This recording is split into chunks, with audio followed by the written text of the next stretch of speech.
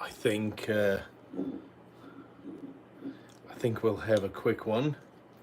We'll do some Metallica tonight. Um, we'll see how it goes. We'll take it from there. I used to have glasses here, but also have kids, so they were they were removed from my presence. I still haven't taken the Mac Pro down. I'm sitting here, I'm contemplating, do I want to play a game of StarCraft on it?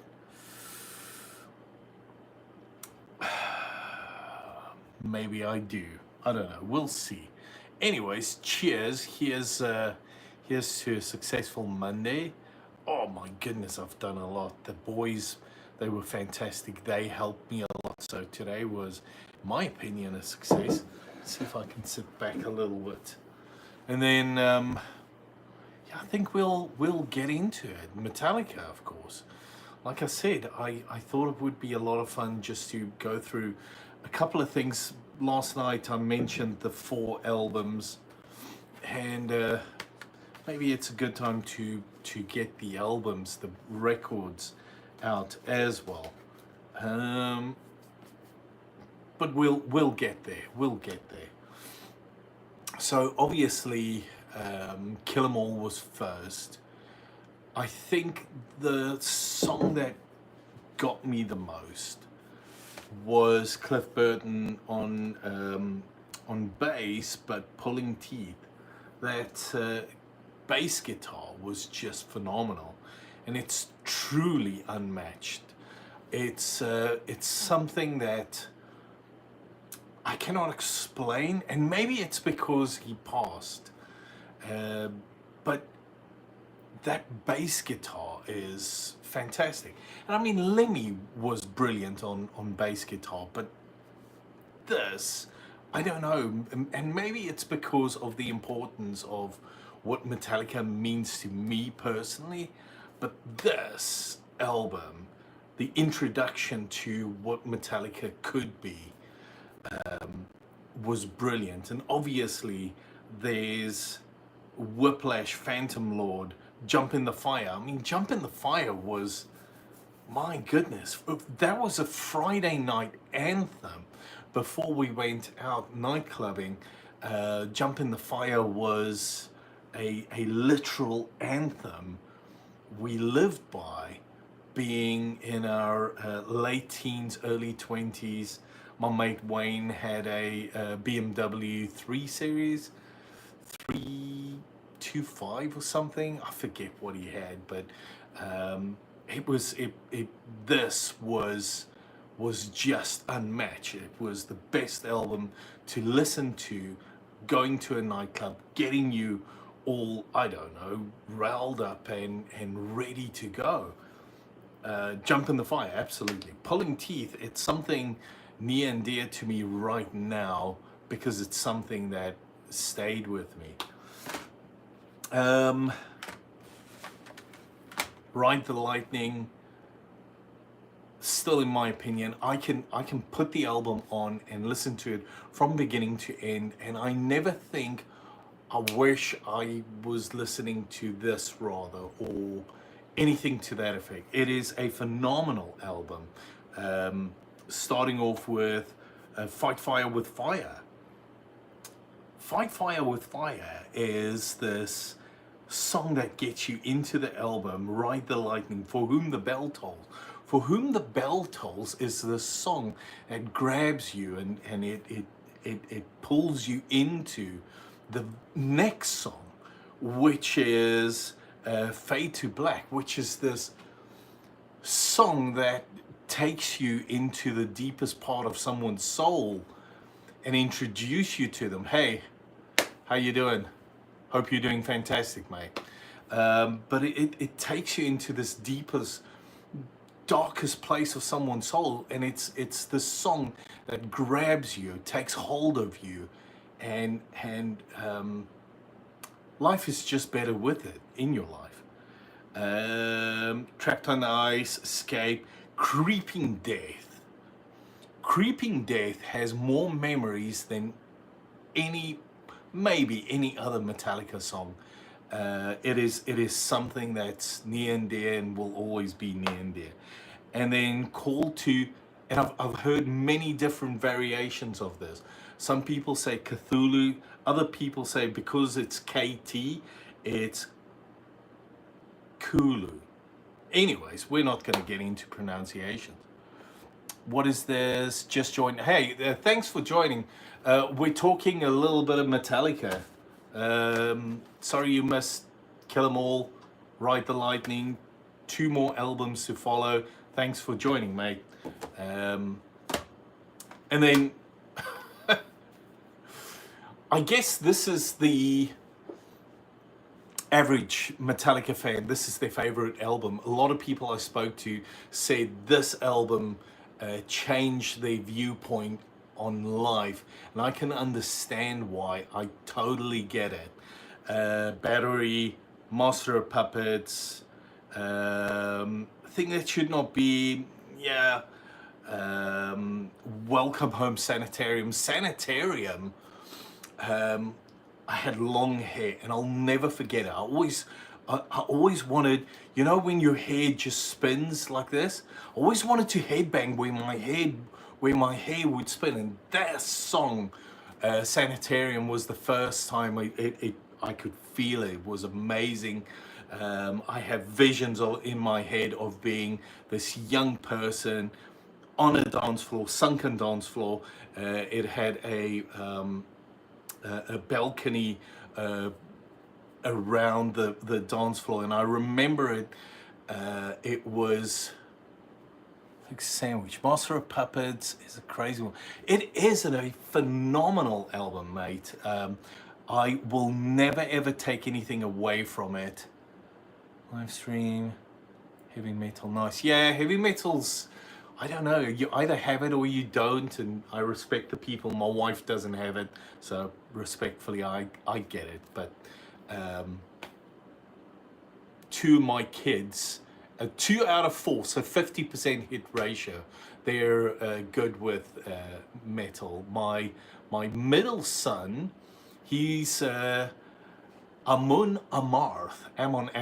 He's a huge fan. And then my eldest son, he's a proper Metallica fan as well. So, you know, I did something right somewhere along the line. We won't go into that. August. Oh wow, that's fantastic. Well done, mate. If you have any video footage of it on YouTube, drop a link. I'll go and watch it. I guarantee you, I will absolutely 100% go watch it. Yeah, it's an experience to watch them live. You do? Okay, fantastic. Either drop a link in here, or I'll go and have a look if I can find you after the stream, and I'll go watch. Thank you very much for sharing, by the way.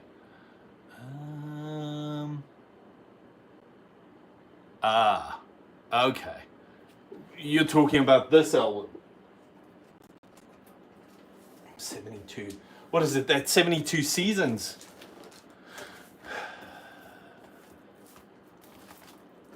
This one. Yeah, I bought the album, and I don't have anything nice to say about it. I'm sorry. There's one song I could tolerate, kind of. The thing that gets me also is it's on 2 records. Hey, thanks for joining. It's on 2 records, so you have 4 sides to listen to. It's not my style of music. It felt like the music doesn't go anywhere. Like it doesn't have. I'll give you an example. I'll give you this as an example. If you go and listen to Master of Puppets, for instance, the music starts somewhere, it changes up, it becomes something, and it drags you with it into this amazing world that makes you realize. Me personally, it made me realize how small and insignificant I really am which made me feel humble that I got the music. But anyways, we're not going to go into that. Anyways, Battery, Master of Puppets, the thing that should not be, Welcome Home Sanitarium, which will always be something amazing. Day was fantastic, mate. How was your day? While I'm waiting for your response, and I guess on this album, I would have to say Sanitarium is possibly, I'm a fairly lousy musician. I can play guitar and so on. You can virtually, yeah, I'm not a particularly good guitarist or anything. But anyways, favorite Metallica song have to be one. One's my favorite song by far, and Ride the Lightning is my favorite album by far. So this CD I haven't opened, but I listen to the album. Well, yeah, listen to the album on a regular basis. This is a I try and get the kids up normally with Metallica or something to that effect. So it's always fun. Anyways, yeah, this is a fantastic album. This is a brilliant album you can virtually listen to from beginning to end. Orion is just, it takes you places. No singing, just the fact that it's music that pulls you in and you become one with it, I guess. I don't know how to describe it. It's fantastic as an experience.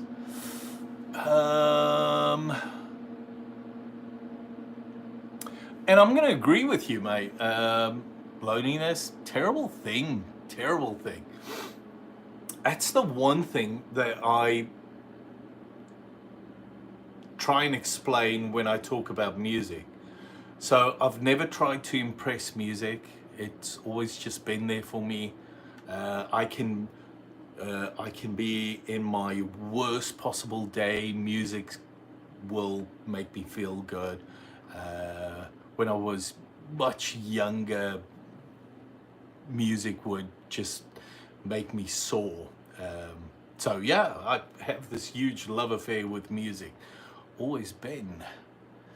Hotwire was a great album. Okay, I mean, I'm gonna take your word entirely. I'll go look it up. Next album, Injustice for All. This one is something special in my opinion, just because of one. I think there was a video when we still had VHS videotapes. 2 of 1, 3 of 1, something to that effect. And I watched it, and there's a little bit of a documentary on it as well. And I just fell in love with this idea of one, and it's never let me go. I actually need to go and have a look on YouTube. It's probably on there somewhere. But this album, in fact, the first 4 albums, all 4 of them are and will always be special to me. It's just one of those things. But Blackened and Justice for All, Eye of the Beholder, 1, ding, ding, ding. Short of Straw has always been fantastic. Harvester of Sorrow, yes, definitely. The Frayed Ends of Sanity, that's a fun one. Always have been, always will be. To Live is to Die. That always made me think of a there was a hair metal band that sang something similar. I'll go look it up and I'll drop it somewhere. And but it always made me think of that. So, but yeah. Nice. Nice. Harvester of Sorrow is something something special. So yeah, do enjoy going in on YouTube and watching these videos. I remember one Saturday night. I don't know them. I'm sorry. I don't. I'll go look them up and let you know what I think. Definitely. But I remember one Saturday night going on YouTube and just watching these. They weren't shorts, but they were like one song in length for Iron Maiden. They were in Greensboro last year before last year before last. They were in Greensboro. And yeah, I saw there were a ton of people that posted a bunch of stuff on them, which was fantastic. I enjoyed it.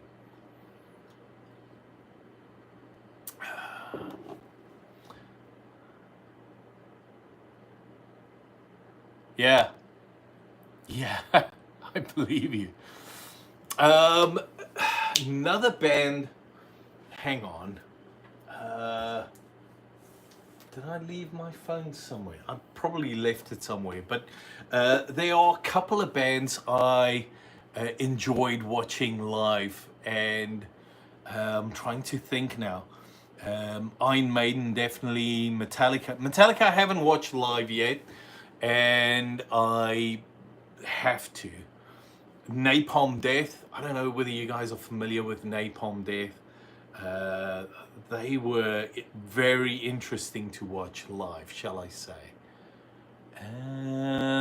Maiden. First time in December. Okay, yeah, cool.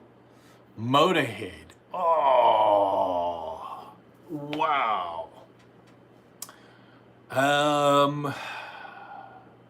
So Motorhead is this very interesting band because there's a part of me that says, well, this is metal, yes, but it's it's taking a lot of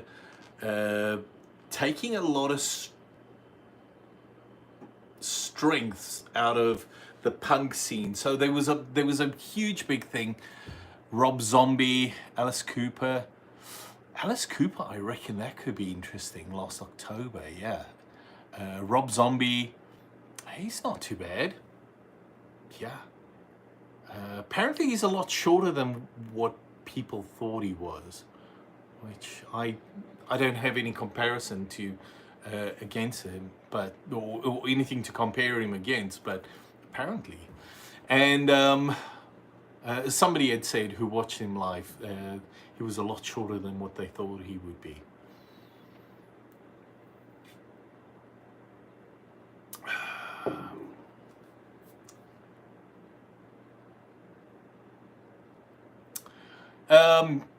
Yeah, so Metallica, I know they're busy touring at the moment, but they're primarily well, they were in Europe, so we shall see. The guys are definitely fantastic. Who are you? Just a bloke talking to a camera. That's me talking about Metallica, by the way, in case you were wondering. But yeah, I don't know whether you're familiar with them, yes or no. Anyways, but thanks for joining. I mean, it's always nice to have somebody new join. So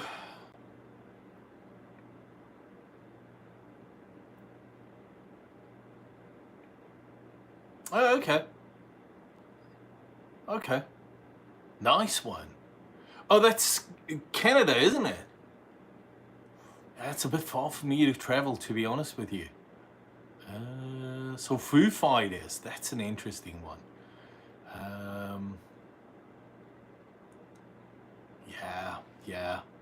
Yeah, but it's it's a lot of fun if you can do the traveling. By all means, go watch them. It's I reckon worth it. Even with the new stuff. So let me just explain this quickly. This album, 72 Seasons, it kind of came out of nowhere. And what happened was I said in a one of my earlier videos, I said that I was gonna make a actual effort to start listening to Metallica's new stuff. And I walked into Walmart and I saw this album, and I kid you guys not, I listened to it and I had to immediately listen to something else just to get this out of my way. The music didn't feel like it was going anywhere, and then I realized, I'll pull this out. I realized why Kirk's so sad. Look at that sad face. It made sense to me because the music was slightly off. There were no proper riffs, in my opinion. Lars, well, you know, it almost felt like they made the album because it was a deal they had to honor or something. I felt like the message they had in the first 4 albums, that's missing. And then somebody said,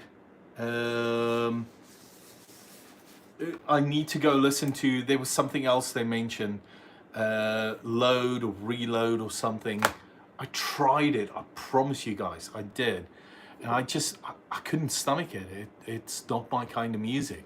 And I went back to the first 4 albums, which I love. And the nice thing is, they still play the old stuff when they're live. And I reckon that James and Lars and Kirk and their music is good. Do I miss the early days? Yes, I do. Oh, If Darkness Had a Sun, yeah. Yeah, come on. I mean, the guy's, what, in his 50s, 60s? It felt like, I don't know, it just didn't feel like, it was saying anything. It just didn't feel like it went anywhere. Like the music wasn't going anywhere. If you hear what I'm saying, it felt like,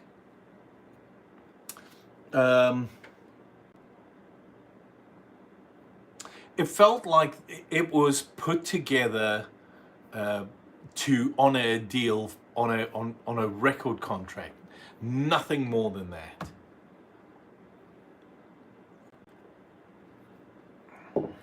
It does. It does. Unfortunately, it does. However, if you look at their library of music, I mean, they are pretty phenomenal. How many bands have 4 not good but brilliant albums? And we're not talking about 4 albums, you know, where you can take one song here and there. We're talking about 4 brilliant albums. The first 4 albums were brilliant.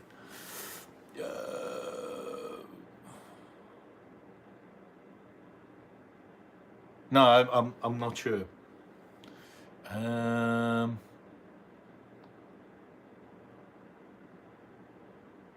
So the album after Injustice for All, the Metallica album, I remember when it came out, there was a lot of vibe around it. There was a lot of hold on, let me see.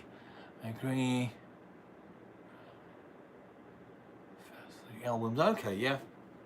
Yeah.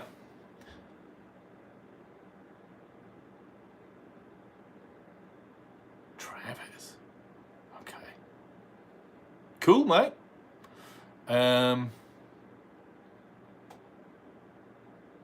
Perfect. What if it makes you happy, by all means.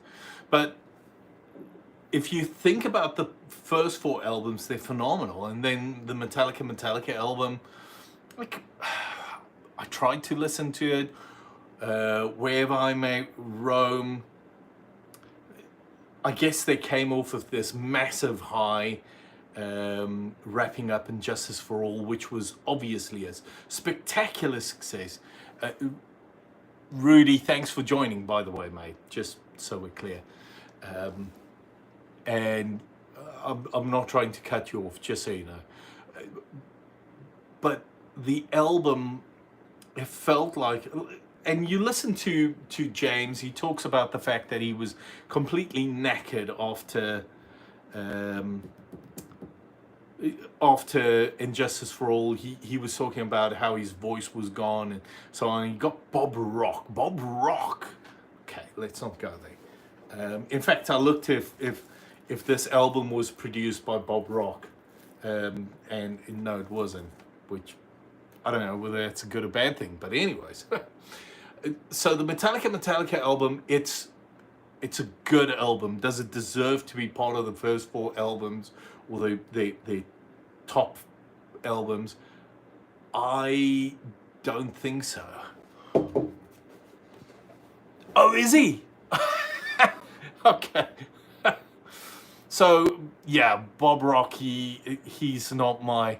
I felt he ruined Metallica, but then again, what happened to Metallica was going to happen in any case. So I mean, there's so many good stuff that they can still sing about. There are so many political statements that they can make, and I remember 1989, the James Hetfield of 1989, the guy that had something to say. I watch the shows now, and he's this laid-back, placid person. Now, I'm not saying he's laid-back, placid as a human being. I'm saying as a performer, he feels laid-back and placid. And it just shows how much the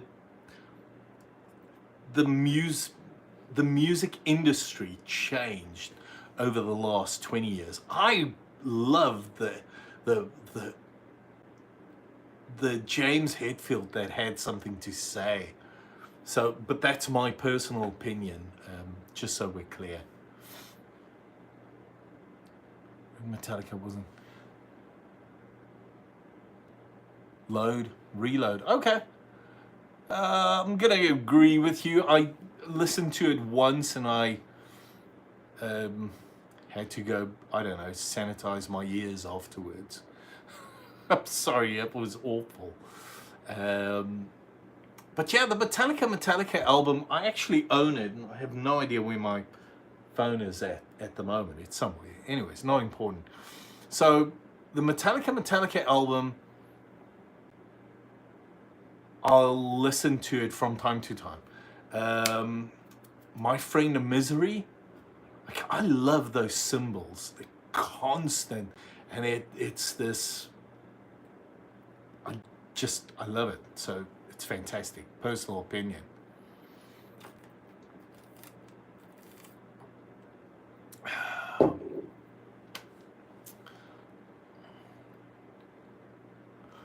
Completely different, yeah. So I don't mind the fact that they changed their appearances all that much.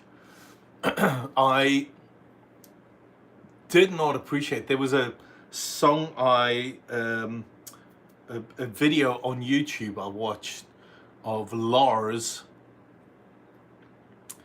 trying to look 20 years younger. That to me was like, okay, come on, mate. Everybody knows you're, what, in your 50s, 60s by then, so that was a bit of a laugh, but okay. Too bad. Yeah, I went.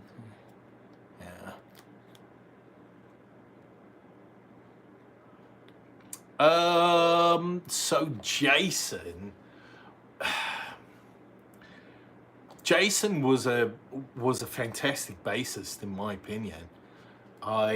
I felt he got the raw end of the deal because he replaced Cliff, so there was no ways he was ever going to be good enough.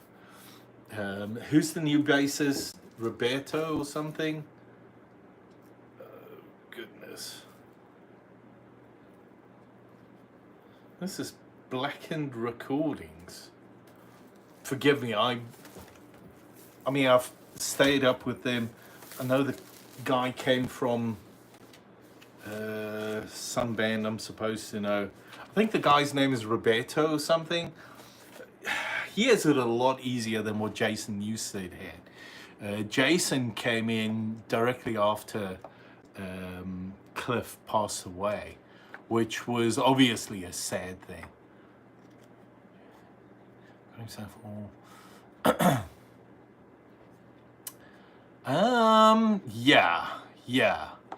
Yeah. I mean, when you have more money than what you can spend, he was talking about the amount of money he was spending on cars and stuff and so on. Yeah, I'm not a big fan of tattoos in the neck and the hands where they're visible, but be that as it may, that's my opinion. I don't mind it if it's on somebody else, like, good on them. I don't have any tattoos, nor will I ever have a tattoo of my own doing or my own will. That will never happen. Ozzy, yeah. So interesting you would mention Ozzy. Ozzy is this phenomenon from the 70s? And I remember early 80s, what was his guitarist's name? Randy Rhoads, who was literally little 10-year-old kid. So we're talking over 40 years back. This guy was my hero. He could play guitar, and it was so different to what I knew. The music I grew up with from my dad's music was obviously Beatles and Rolling Stones and Led Zeppelin, Ozzy,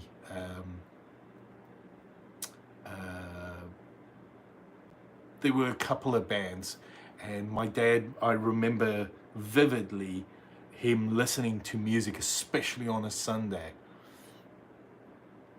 Okay, yeah, with these, yeah, I thought, wasn't it his son he played with? Oh, I could be wrong. Zach Wilde.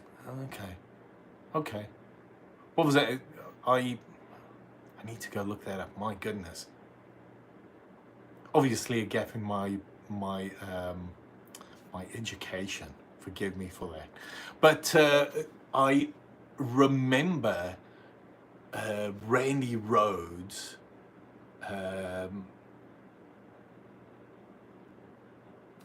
And when everybody was listening to Madonna, I was listening to Pink Floyd, or Susie and the Banshees, or Crazy Train, or something, you know. So those are fond memories. Early 80s, I must be honest, some of the best music. You think about the early stuff of Metallica, Sisters of Mercy. There was so much happening. You think about the early 80s, Depeche Mode was up and running, and then what was the guy's name? He was one of the founding guys of Depeche Mode. He separated off of them, started Eurythmics, and no, not Eurythmics. Forgive me. I'm Erasure, and then there were a couple of other bands. Alison Moyet was part of it. That was such an exciting time. There was so much happening in the early 80s. Your punk, post-punk, that entire era, new wave, just so much happening. Susie had brought out a ton of stuff. The Cure, Ozzy, yes, Metallica. Like, there was just so much music happening, and I've definitely lost touch with it. I don't know what the new stuff. I think the newest alternative or newest music I currently have would be, oh goodness, 72 Seasons. Just dawned on me. This is from last year. And I would totally go watch a show where they play some of the music.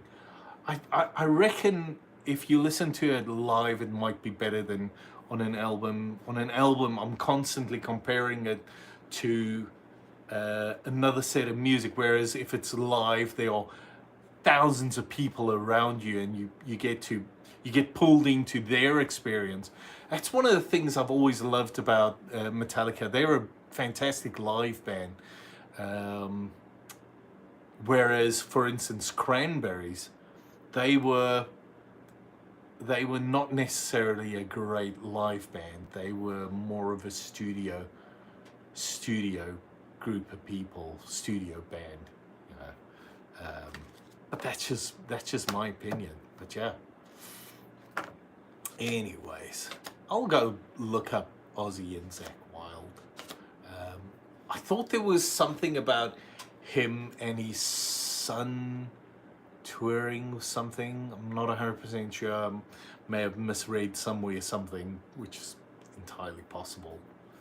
But yeah, that's really it. I can't think of anything other than that.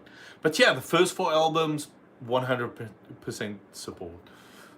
If they ever want to play just those songs, I would fly wherever to go watch them. But anyways, I think I'm going to call it 36 minutes into this. My goodness, time has flown.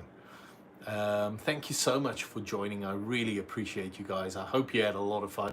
I definitely had a lot of fun. I enjoy these streams at night. They're always good. Joe, mate, I'll go look for those. I'll go look for your channel. I'll go watch some of the videos. I really appreciate your comments. It was fantastic. Thanks so much for joining, guys, and I'll see you guys probably tomorrow. Take it easy. Have a good night. Cheers.